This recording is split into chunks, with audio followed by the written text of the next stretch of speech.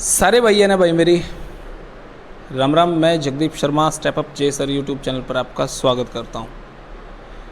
पूरे हरियाणा में, पूरे यूपी में एक विषय चला हुआ है, एक लड़की की आत्महत्या या मर्डर। नाम सपना। मैं महेंद्रगढ़ के जो वो गांव है उसमें गया और उस गांव में जितना भी मैं उस परिवार के बारे में सुन सकता था, जो इतना भी उन्होंने बताया, जो भी वहाँ विधायक आए, सब कुछ मैंने मटेरियल वहाँ का कवर करा। कवर करने के बाद बहुत सारे लोगों की, हजारों लाखों लोगों की सांत्वना है उस परिवार को लेके, मेरे को भी भाई।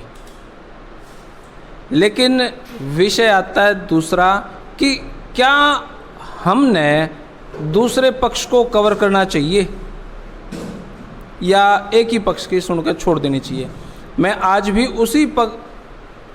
उसी लड़की के माँ बाप के पक्ष में हूँ, क्योंकि उन्होंने अपनी बेटी खोई है। फिर भी मेरा एक राइट बनता है, एक मानवता के आधार पर दूसरे पक्ष के पास जाके उनकी बात मैं सुनूं। तो मैं नोएडा यूपी में आया हूँ, आर्ष कन्या गुरुकुल के अंदर।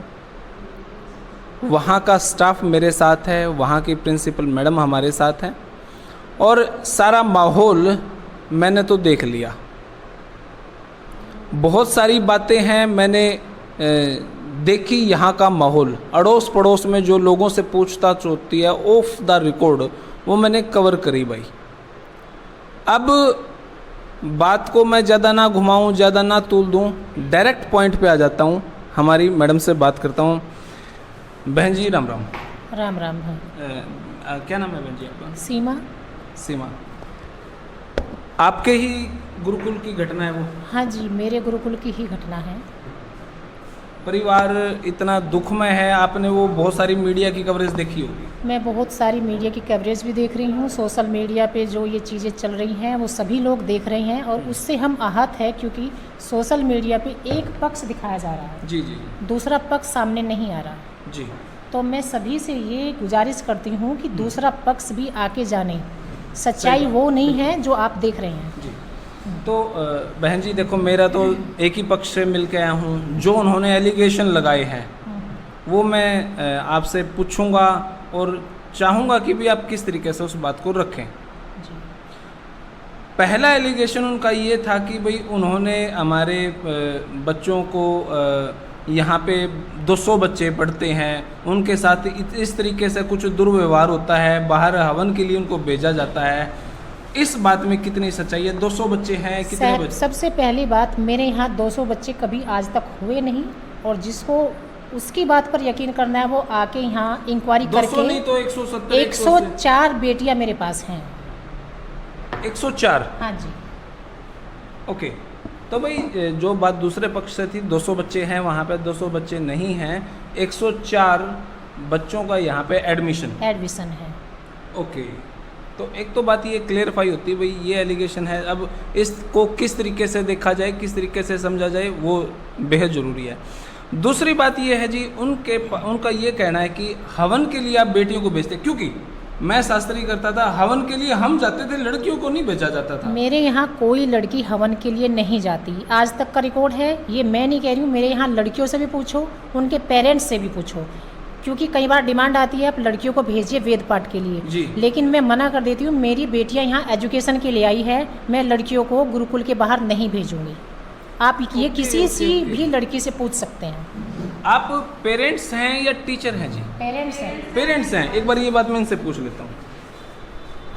आपकी बेटी पढ़ती है जी यहाँ पे? नहीं, मेरा बेटा पढ़ता था। बेटा पढ़ता है? हाँ, उनको तो भेजा जाता है, परंतु हम इस गुरुकुल में भी आते हैं क्योंकि लड़कियों का मामला थोड़ा सा सेंसिटिव होता है, तो हम यहाँ थोड़ा ध्यान रखते हैं इन सब चीज़ों के लिए जी। तो हमने यहाँ पे कई बार ध्यान दिया, तो बच्चों से हम पूछताछ करते रहते हैं। मैं सीमा जी को भी अक्सर कहती रहती हूँ कि लड़कियों का मामला है, इसमें बहुत सतर्क रहने की आपको ज़रूरत है। आप ज़्यादा से ज़्यादा वहाँ रहा करो, देखा करो कि कोई भी इस तरह का बंदा वहाँ ना रखना कि कोई दिक्कत हो जाए। और यहाँ बेटियाँ रहती है, बेटियों को तो हमने कभी नहीं सुना। हाँ, हाँ हवन सिखाया जरूर जाता है, वो तो अच्छा, वो अंदर ही अंदर सिखाया वो जाता तो है। पाठ्यक्रम में है, यज्ञशाला बनी हुई है, मैंने भी कई बार यहाँ देखा है हवन लेकिन वो करे तो अंदर ही है प्रोग्राम ना, वगैरह। हाँ हाँ, बाहर नहीं है, बाहर का आना जाना। आप जी टीचर हैं? नहीं, मैं थोड़ा सा हाँ, Parents मैं पेरेंट्स ही हूँ और वैसे भी मैं सामाजिक कार्य करती हूँ। Okay, okay, okay. हाँ, राष्ट्रीय मानवाधिकार संस्थान भारत की यूपी सचिव हूँ मैं। तो आप इस बारे में क्या कहेंगे? मैं इस बारे में ये कहूँगी कि देखें, अगर उनके बच्चे 2 साल से यहाँ पढ़ रहे थे जी। तो उन्हें अपने बच्चों से ये पहले तो पता कर लेना चाहिए था कि वहाँ का माहौल क्या है। चलो वो मैं वो दूसरा प्रश्न उस पर भी मैं हाँ, आता हूँ बहन जी। नहीं, मैं ये पूछता हूँ कि यहाँ की लड़कियाँ हवन के लिए बाहर जाती हैं? नहीं या जाती, नहीं जाती, कभी भी नहीं जाती, और यहाँ कभी ऐसा सुना भी नहीं है। अब सुनकर हमें दुख हो रहा है। और ओके, हम ओके। हाँ, मैं आपके पास फिर से आता हूँ मैं। तो जी ना तो 200 बच्चे आपके पास जी नहीं। और ना कोई बहन बेटी बाहर जाती। कोई नहीं जाती। अच्छा, एक एलिगेशन लगाया था कि भाई कुछ लड़कियां दीवार कूद कर पुलिस चौकी थाने में पहुंच गई और फिर वहां से वापस आई है, दीवार से कूद गई, इस तरह की कोई घटना? आप मेरी दीवारों को चेक करिए कि जी। आप लड़कियां क्या, आप भी दीवारों को नहीं लाग सकते।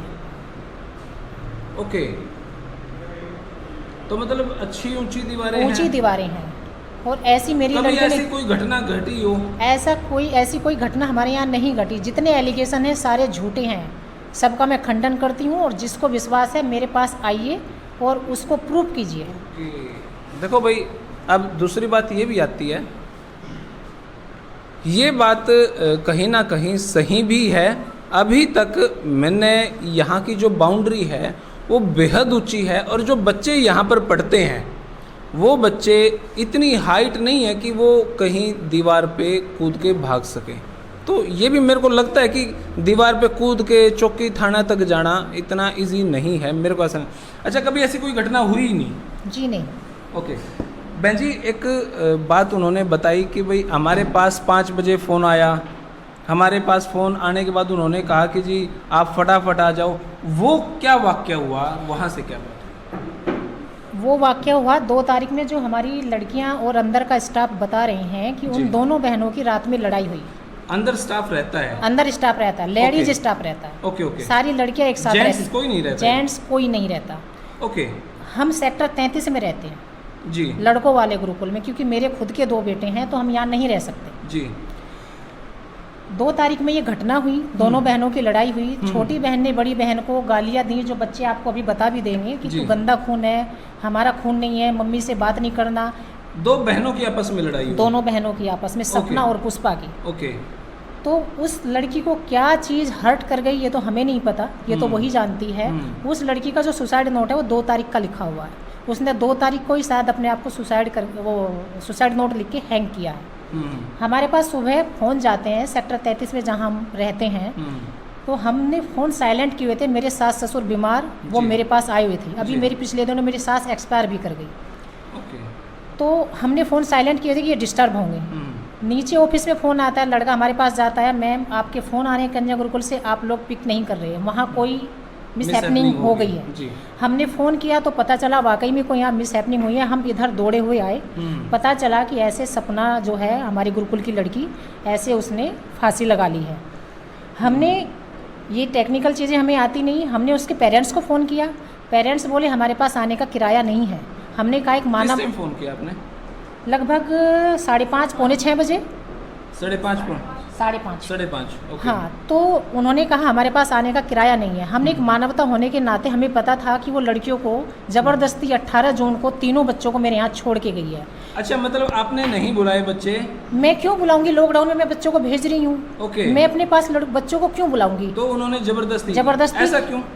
बोली मेरे पास खाने को नहीं है, मेरे घर में लड़ाई हो रही है, मार पिटाई हो रही है, मेरे हस्बैंड ने गहने बेच दिए हैं और उसके हाथों पे चोट के निशान भी थे। शायद उनके घर में मार पिटाई हुई। सपना की माँ के? सपना की माँ के, सपना के हाथों पर भी निशान थे, बच्चे हमारे बता रहे हैं। ओके अच्छा, तो वो यहाँ छोड़ गई कि कोरोना टेस्ट करा के लाई हूँ, मेरे तीनों बच्चों को रखो, दोनों लड़कियाँ और लड़का। जी। लड़के वाले गुरुकुल में, लड़कियाँ वाले गुरुकुल में हमने उन्हें रखा। जी चलो कोई बात नहीं, दूसरे बच्चे रह रहे हैं, वो भी रह रहे हैं, एक मानवता होने के नाते हमने वो भी रखा। एक मानवता होने के नाते हमने फ़ोन बोल दिया कि ठीक है आप आ जाइए, किराया हम दे देंगे। हमने किराया दिया। जी वो आए, ड्राइवर तो गाड़ी का ड्राइवर, हम थोड़ी ना अंदर अलाउ करेंगे गुरुकुल में कोई भी आए घुस जाए, वो गाड़ी अगर किराए पे करके लाओगे तो आपको छोड़ेगी, चली जाएगी, अंदर तो नहीं आएगी तो वो। उनका कहना ये भी है ना कि भी जो गाड़ी आई है आपने ही उसको धक्के से भेज दिया। ये सब झूठे एलिगेशन हैं, ये सब झूठे हैं, वो तो सारा ही झूठ बोल रही है। ओके। अच्छा, दूसरी बात, फिर उन्होंने कहा कि कोरोना टेस्ट चल रहा है, लेटर आपको मैंने दिखाया है, सुसाइड नोट। लड़की ने सुसाइड नोट लिखा है। सुसाइड नोट लिखा, जिसमें लिखा है, अभी तक इस बात का जिक्र नहीं है कि सुसाइड नोट उस गुड़िया ने कहीं लिखा, अभी जिक्र नहीं आया, अभी ये बात क्लियर हुई और वो मैच भी कर गया है। अच्छा, मतलब आपने जांच करवा ली उसकी? प्राइवेट, ये प्रश्न में पूछना ही पड़ा था ना। प्राइवेट लैब में मैच हो चुका, गवर्नमेंट लैब में गया हुआ है। ओके जी। उस अच्छा, लेटर में क्या लिखा हुआ? उस लेटर में लिखा हुआ है कि मैं सपना, हम मोटा मोटा बता। हाँ मोटा मोटा, कि मेरी हत्या के पीछे किसी का कारण नहीं है, न गुरुकुल वालों का, ना ही किसी और का। हर आदमी के जीने की वजह होती है, मेरी कोई वजह नहीं है। मम्मी, आपके ऊपर से एक बोझ कम हो गया, मैं परिवार के ऊपर बोझ बन गई थी। सपना, मम्मी भी तेरी, सब कुछ तेरा, जो तुझे चाहिए था सब तेरी इच्छा पूरी हो गई। और मैं फिर से बोल रही हूँ, मेरी मौत का कोई कारण नहीं है, ना गुरुकुल वाले, ना कोई और। सपना, लड़ाई क्यों होती थी उन दो बहनों में? क्योंकि ये छोटी लड़कियां हैं। वो उनका जो हमारे बच्चे बता रहे हैं, ग्रीटिंग कार्ड भी मिला है किसी मनीष तंवर का, कोई उनके पड़ोस में है लड़का जो उन्हें डांस सिखाता था, जहाँ पर वो रहते जहाँ थे। पर वो दोंगड़ा हीर में रहती थी, वहाँ कोई ओके। मनीष तंवर नाम का लड़का होगा जिससे वो डांस सीखती थी, ओके। और डांस का उन्हें शौक था। और ओके। वो उनकी डायरी में भी मिला है, I love you Manish Tanwar, and बहुत ओके। सारी चीज़ें मिली है जो पुलिस के पास है। अच्छा, हाँ जी, और ग्रीटिंग कार्ड भी मिला है मनीष तंवर के नाम का पूरा। तो ये उन दोनों लड़कियों के बीच में डिस्प्यूट का कारण था, लड़ाई झगड़े का कारण था? अब ये तो मैं नहीं कह सकती, ये तो अंदर की बात उनकी दोनों की है। जो हमारे सामने तथ्य सामने आए हैं वो मैंने आपको बताई हैं। पुलिस के पास वो सब कुछ लेटर सब वेटर कुछ सब है। कुछ ग्रीटिंग है? सब कुछ है। ओके। तो भाई ये एक मामला अब इधर से पलट गया। और अच्छा देखो, अब उनका कहना ये था कि जी मैं यहाँ पे आई, पहले मेरे पति ने उसको देखा, मेरी बेटी को, फिर मैंने उसको देखा, चक्कर आके वो गिर गए, और मेरे किसी कागज़ पे अंगूठे के निशान लगवाए हैं, और इस तरीके से ये क्या वारदात है? ना ही तो वो बेहोश हुई, वो खूब यहाँ रोई है, चिल्लाई है, अपनी लड़की से लिपटी भी है, सपना से।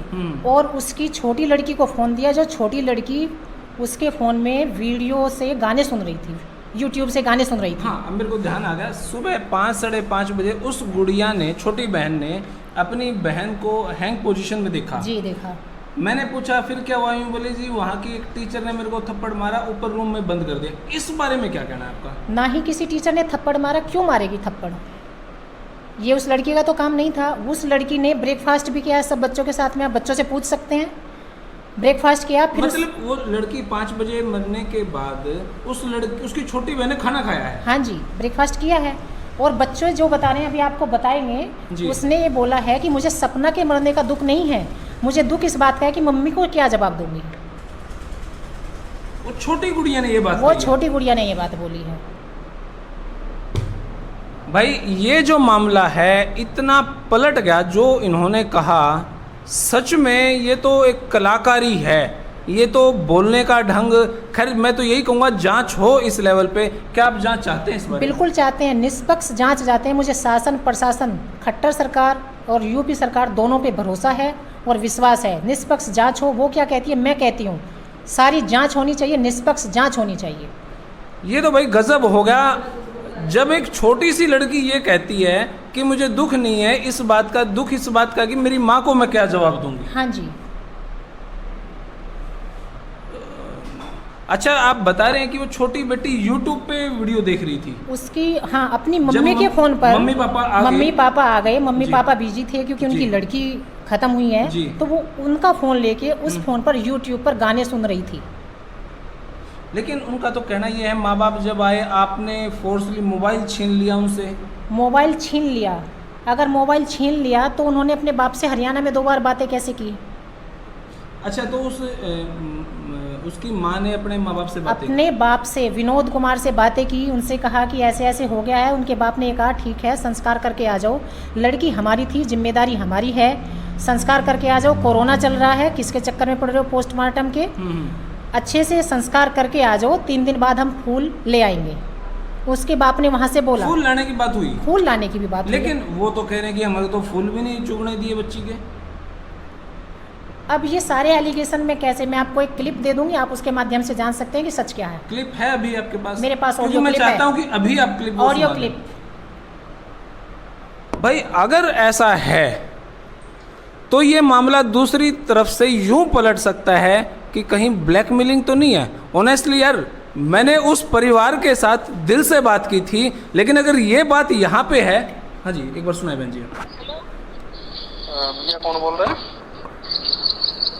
आप कौन बोल?